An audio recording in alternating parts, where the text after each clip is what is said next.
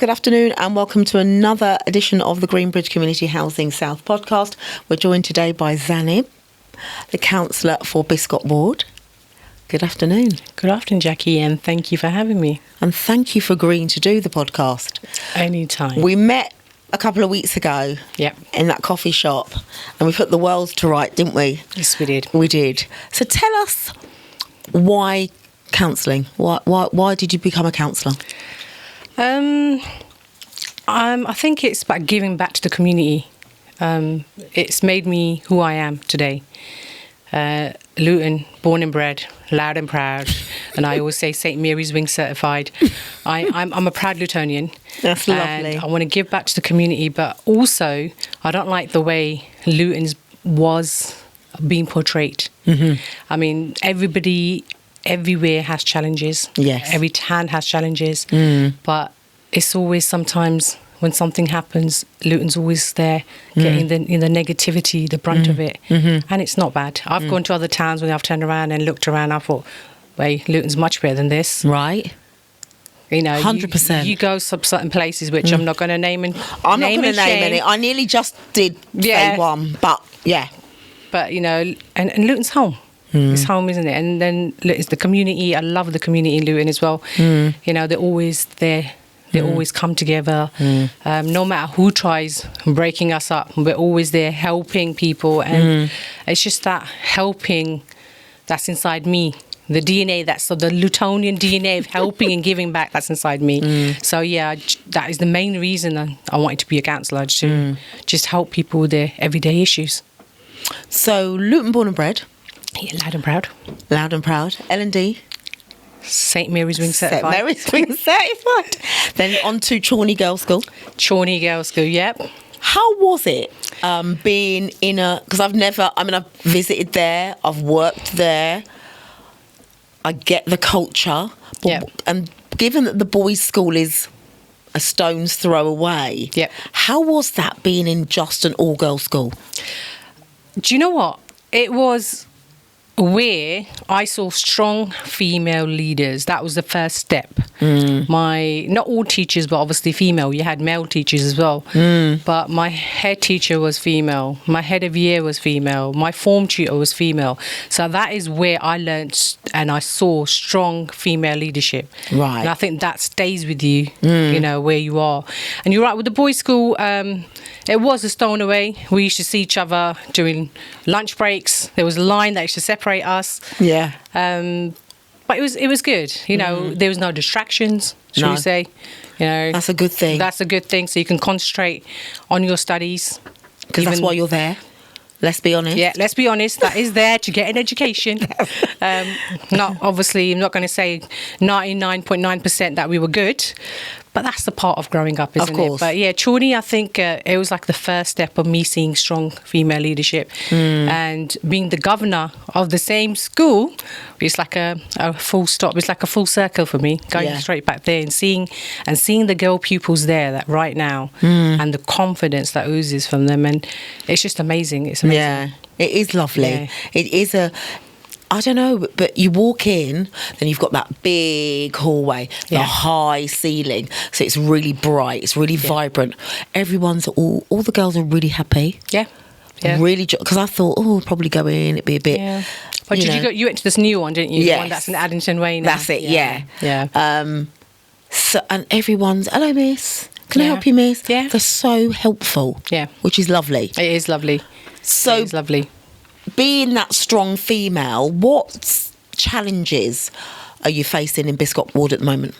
So Biscot Ward, like any ward, has its challenges of, road safety, some fly tipping spots here and there. You have but you have certain areas of antisocial behaviour. And then it's the normal everyday challenges that people face. It's like housing, education, send. So anything and parking is the main issue, but that's with everywhere, I know. I know, but this is really bad. It is bad. I mean, I was born on Biscot Road, number 74. Yeah.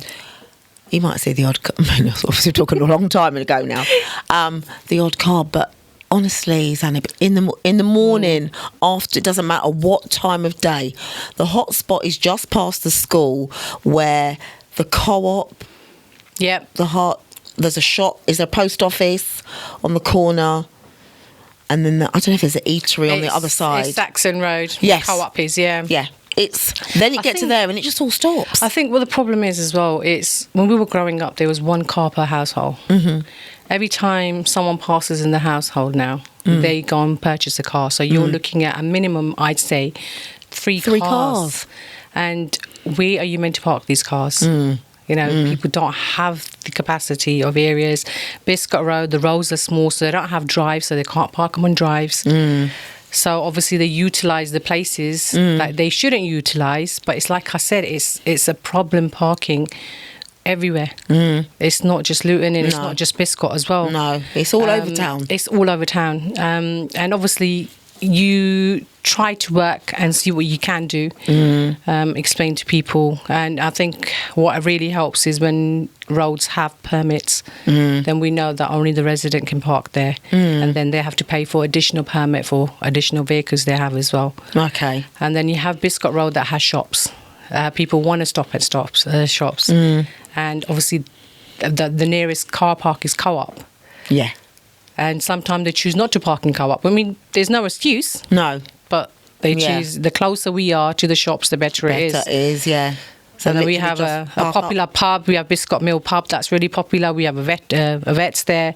So, you know, all the amenities that you need are on Biscot Road, and it's a thriving area, which is brilliant. It is. But it's not built for the footfall when it comes to vehicles. And then on a match day, it's absolute murder, isn't it? It is, yeah. It's just worse. We don't really get much people parking there. That's good. On Biscot, in doing match days, because they've got the Holy Ghost Church on Westbourne Road.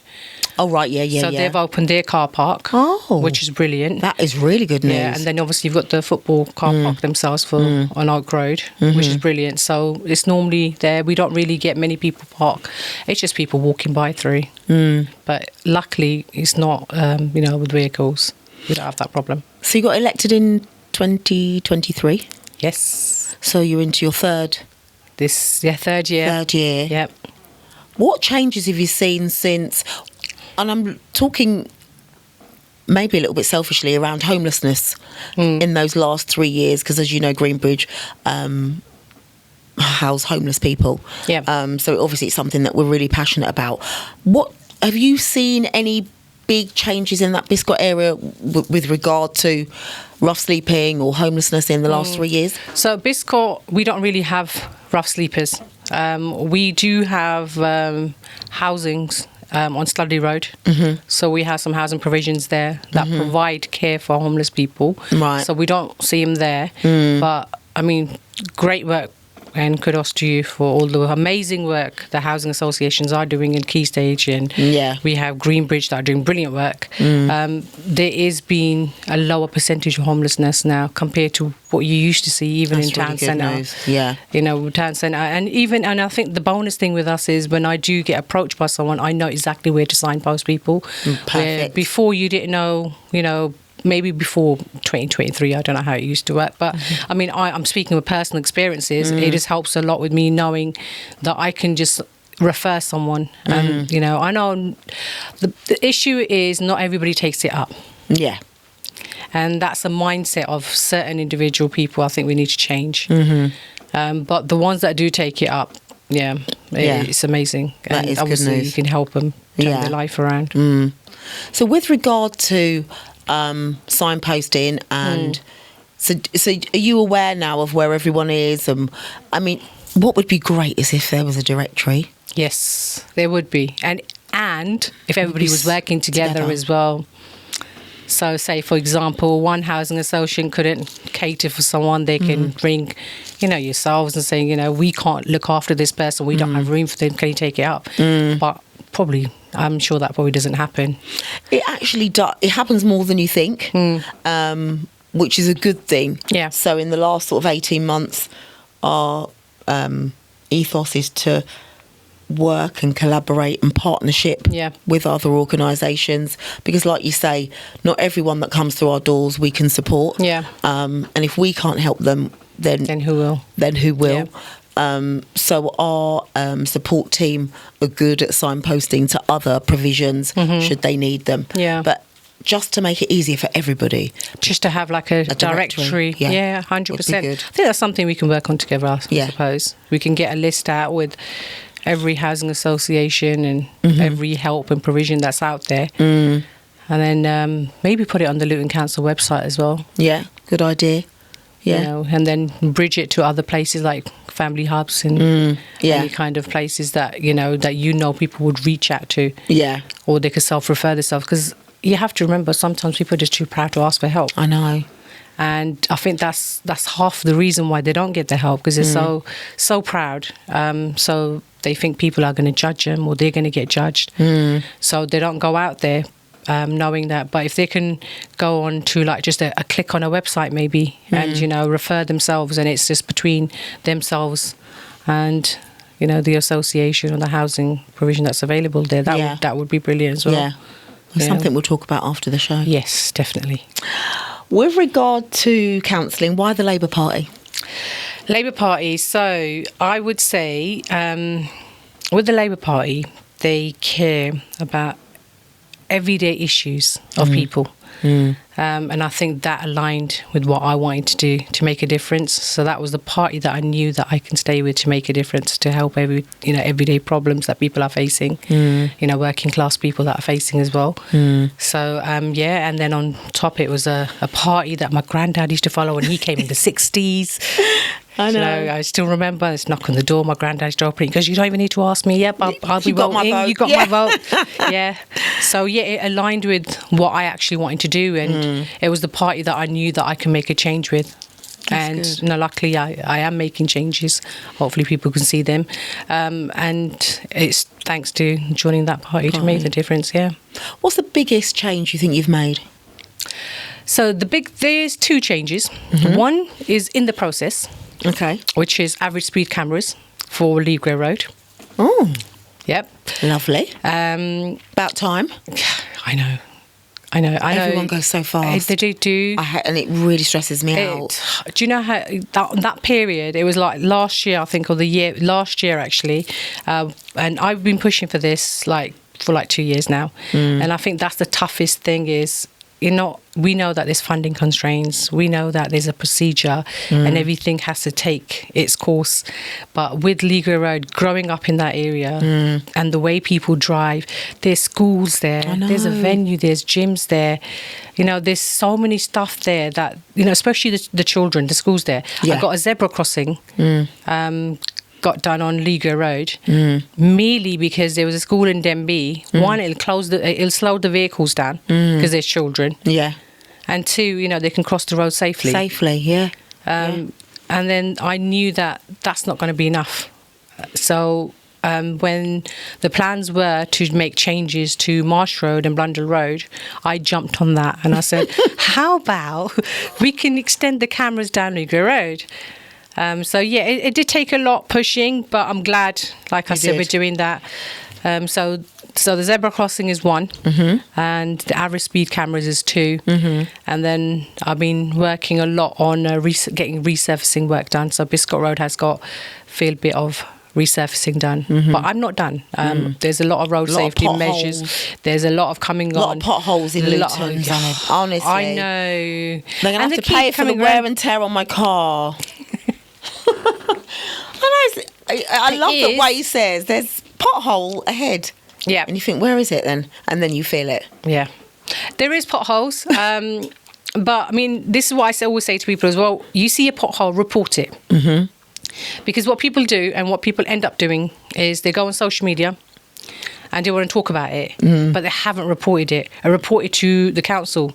Right. If you realise that they haven't taken actions, report it to your ward councillor. Your ward councillors can then chase it up and get it done. Right. Like I said, Biscot Road, I remember at the bottom there was potholes. I reported them over a year ago. And then it got to a point where it created a crater.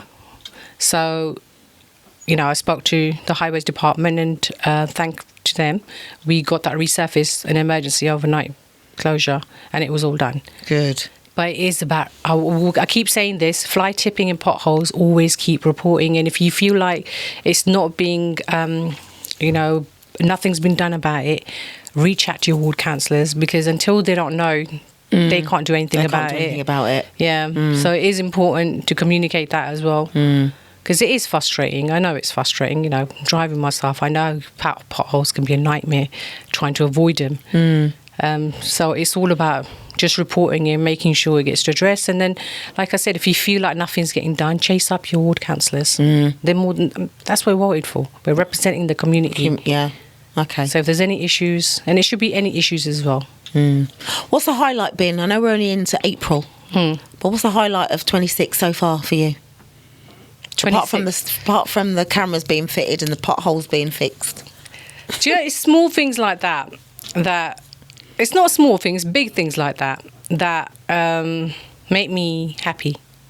My highlights are wins or being able to sort out a problem for anyone. The feeling never gets old. Even though I've been doing it since 2023, getting like a problem solved or getting like his pothole fit, it's just such a satisfactory feeling that you know that it's something that you contributed to. It's something that you helped. Later on in life, I can turn around and say, oh, I did that.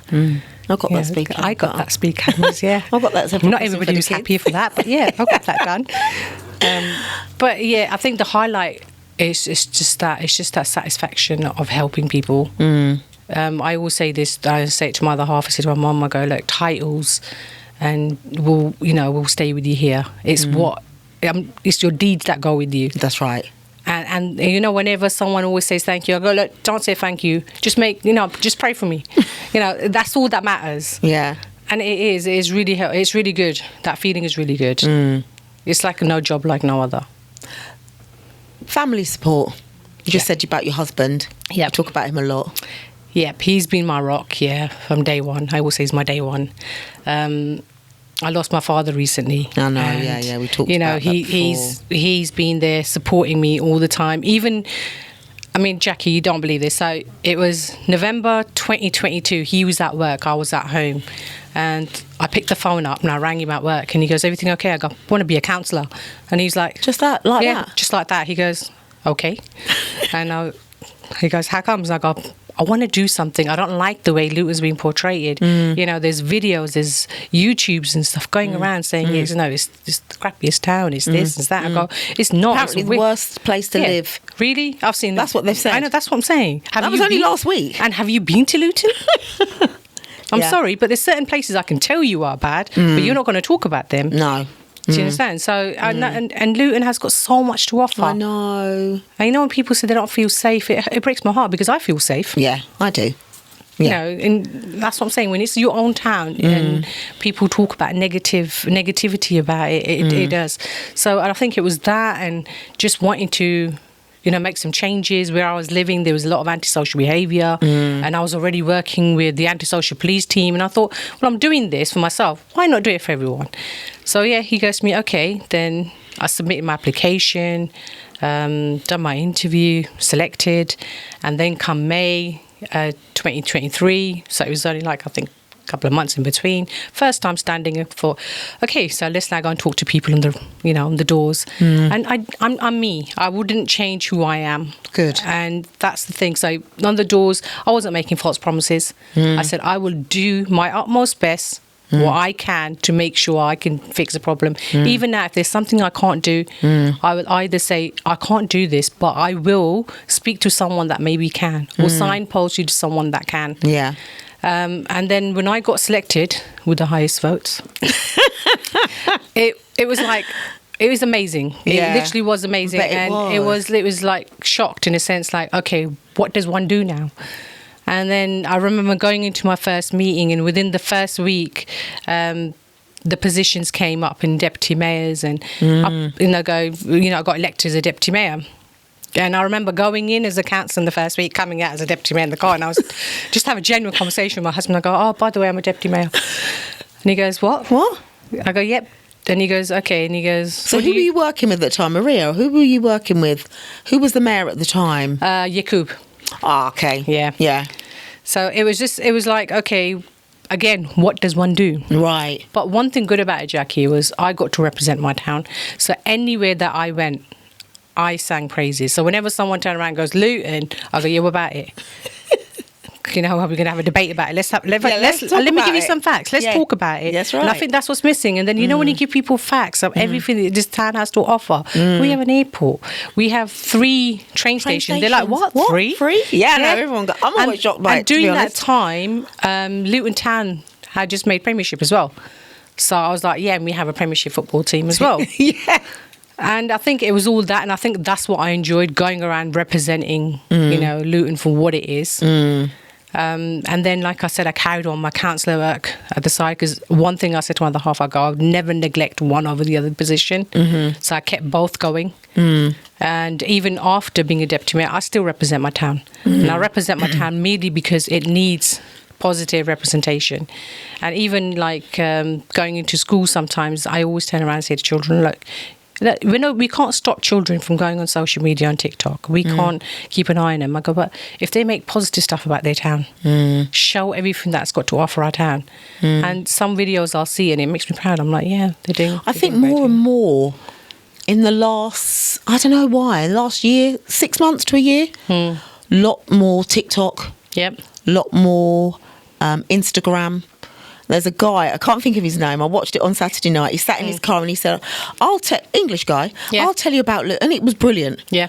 Brilliant TikTok. Just about Luton, what it had to offer. Yeah. How many good things that we do, continue to do. I think he'd come from out of town and someone said, go to Luton, go for yourself and see. And he walked through the town and he talked about the shops and the ones that had closed and the listed build. I can't remember his name, I'll have to look it up. Yeah. But that made me feel quite happy. Yeah. For once. It does. People are now beginning to see what we've always known about the community spirit. Yep. So happy about the carnival. Yep. So excited. Yeah. Going back to where it started from. Right. Yeah. Back to Wardown Park. Back to Wardown Park. Yeah. Hopefully all the side street sounds will come back as well.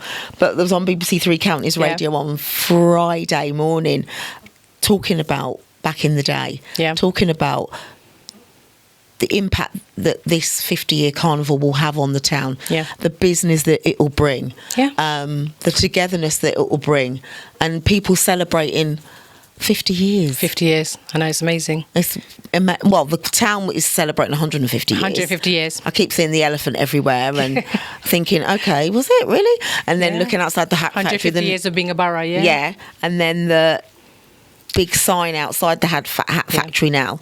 Miles Smith coming back to town. Yep. See, that's what I'm saying. We've got so much people from this town. Colin Salmon. I know. Miles Smith.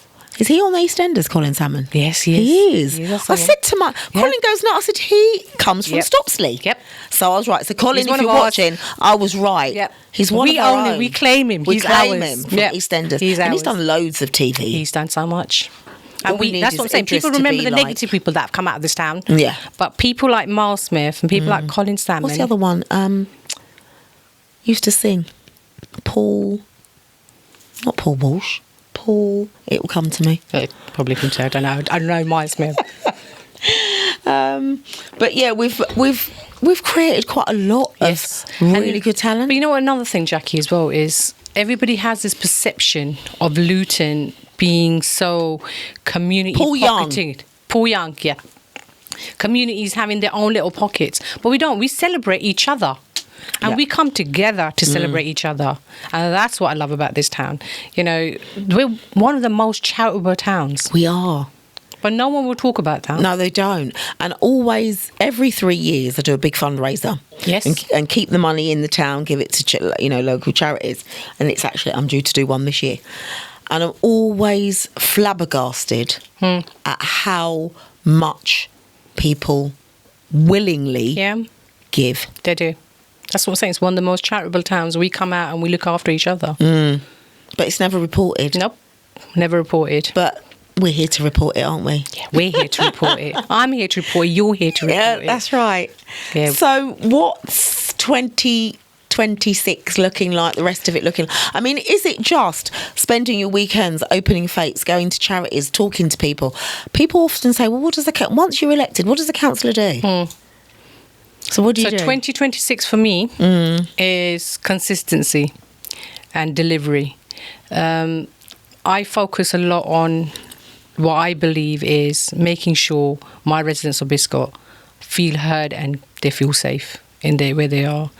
And their issues that they have, whether it's, like I said, housing or benefits or education, anything, they could approach me. I have an open door policy, and I think everybody that knows me knows that of me. So you can contact me on social media. You know, I respond through social media. You can contact me on Facebook or anything, WhatsApp and emails. I will respond, and if I can't help you, it's true. I will. You did. I literally, I met you here with Mumsy. Yes. I messaged you the same day, and 24 hours later you were like, right, okay, when can we meet? Yep.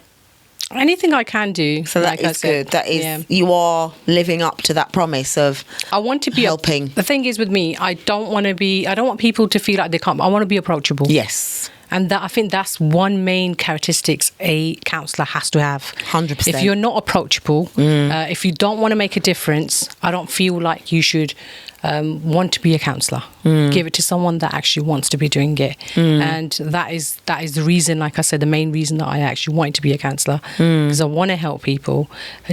I always say this, like, to me maybe it's small, but for them it's that big burden. Yeah, lifted. For me it could be just an email that's sent just to help them, but for them it could be just that big, like you said, big burden that's just been lifted. Yeah. And That's lovely. It's lovely to help people. And if you're not going to help people, then where's the humanity? So yeah, consistency, delivery, and just being there, present. I want everybody, because I regularly walk in my ward. I'm regularly there. We know. We see you. I'm here today. I'm here today, yeah. But I'm always there. But no, On but as socials, me, I even love like it. even my washing, my dry cleaning, my shopping, I know. I'm there. You're there. Because I want to make sure people see me. Yeah. And then they could approach me, they can talk to me. If they have any issues, they can tell me about them. So yes, that is my plans, to continue doing that. Just being me. That's good. Continue being me. That's good. Local elections coming up. Next year. Right. Okay. So is anything happening in May this year? May this year, not for Luton. Not for Luton. We have other towns. So we have neighbouring town. We have Stevenage, and we have other towns that have local elections. But ours are next year, 2027. So you'll be out campaigning. Yep.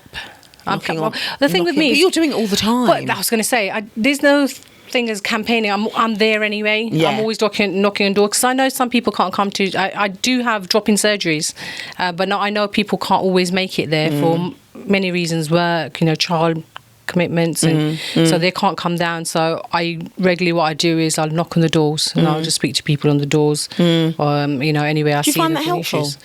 Well, knocking on doors, yeah. Right. Sometimes it is helpful, because, like I said, some people either feel shy.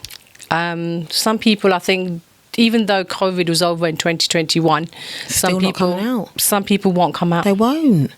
And the people that don't come out, I think it's good for them as well. And it's also good the fact that, you have some people there as well that don't understand English. English is not their first language.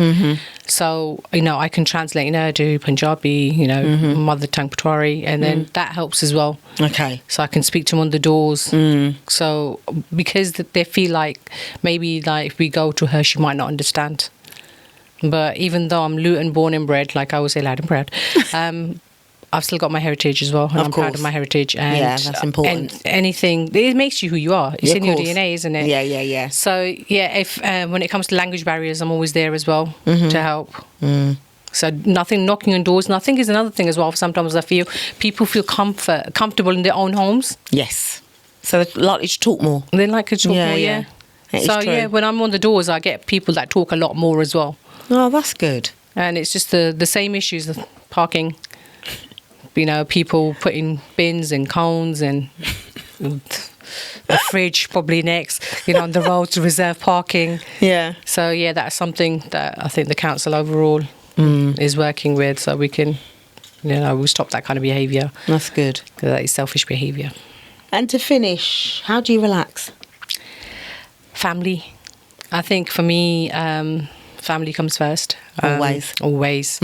And so my way of relaxing is just time time with family, spending it with my mum, spending it with my siblings, my hubby. You know, having a meal together in the evening, and shopping, online shopping most of the time. Come on, that's us females. We talked overall. about this when we had our own little private meeting. Our private meeting. It's just, it is what it is. It's not going to change. It's not going to change. And I think my other half has accepted it. So, my long-suffering husband has finally, after 40 years, I'm not going to change. If I go out, I'm coming back with something. Literally. Even when we went on coffee, didn't we? We were looking at the same suit downstairs. Like, ooh, have you seen this? The pink one. The pink one.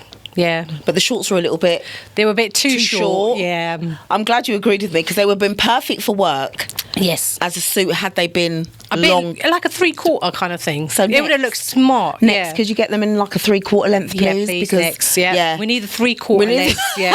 So when we wear our We heels, sat they in go there and I nicely. said, oh, are you going home now? And you were like... I'm just going to have a little nosy. Just when I came up and I saw this suit, I'm just going to go and have a look at it. But yeah, I think it's just that kind of thing, isn't it, where you just whine and just relax. Yeah. And TikTok is a nightmare. I think we all need to get off it. I've just offloaded the app. Yeah, I think I need to do the same thing. So addictive. And it keeps you up. And you're like, I got an early start in the morning. And then it's 1 o'clock. 1 o'clock. And you're still like, scrolling. babe, have you seen this? And you know, you could be in bed together, but you're sending each other videos of the same thing. Have you seen this? Because I have just seen this. Yeah, just seen that. But yeah, I think for me, just relaxing is just family time. Good. I think I value a lot of family time, and I think since Dad's gone, I value it even more. Yes. Because you want to make them special memories that all stay those with moments, you. yeah, count. Yep. So Mum, she's on her way back to do all those other jobs that... Yes, all the jobs. Mum's admin person, Mum's referral person. So if her mum has any friends that come round that need help, I must help. My daughter knows how to sort that out. Yeah. She's one of them. My daughter works for the council. So she's going to sort it out. Yeah. Not knowing that I work for the council, but I represent a ward. But because it's Mum's friend, you have to help. That's right, yeah. And then you have the relatives as well that you have to help as well. Of course. Because you work for the council. I work for the council. Yeah, so everybody's coming. I can get things done. Yeah. So everybody's coming to you. I wish I can. At times, I think that's the toughest thing about this job. I think it's wanting things, but you know you can't get everything. There is funding. You know, there is time. There is lack of staff. Yeah. Short staffness sometimes are. And I think that's what stops me. I think that's the only thing that does, I think, irritate other people as well. And it irritates me. I'm going to agree with you guys. It irritates me as well, when I can't get things done at a certain time. But yeah, I will still continue. I don't back off. I think my ward residents know that I don't give up until I get what I want. Yeah. It's great, though, that you've got that referral pathway, that you know what services to refer people into should they need it. And I think... maybe, I don't know, back in the day, the councillors probably just, were doing it for recognition and, status, but you're actually passionate and care and understand what the ward needs. Yeah. And I'm spending my next few months contacting all of the 26 of you. Yeah. So going to keep the thing me is, busy. I'm on a group chat with 2 streets that have got problems, and recently they turned around and said to me, you didn't have to be, but you chose to be. Yeah. But I chose to be because I want to know what's going on. So when you're reporting it to the council, you're reporting it to me as well. Yeah. And then I know what to do about it and how I can get involved. And I think it's just things like that, just like I said, being consistent. It is important. It is. Having that representation, you want your residents to know that you have that representation. And I'm unfiltered representation as well. Luton Unfiltered. Luton Unfiltered. I think we need to do a podcast about Luton Unfiltered. We do, definitely. Yeah. That will be a podcast for another day. Because people go, why are your podcasts so serious? Because of serious subjects. Serious subjects, yeah. But I want to do those ones where we do the unfiltered stuff, because those are the ones that get people They're watching. the fun ones, aren't they? Yeah. These are serious ones. These are serious ones. It's been a pleasure. Thank you, Jeff. Thank you so much for coming in. You're most welcome. Keep us updated with any support that you might need around housing, homelessness. And if you do get a chance, pop into our soup kitchen, which happens every Wednesday, 11:30 till 12:30 at our premises. If you ever get time, no pressure, but if you are around in town, do pop in and see us. Definitely. Have a lovely Thank you for afternoon. having me.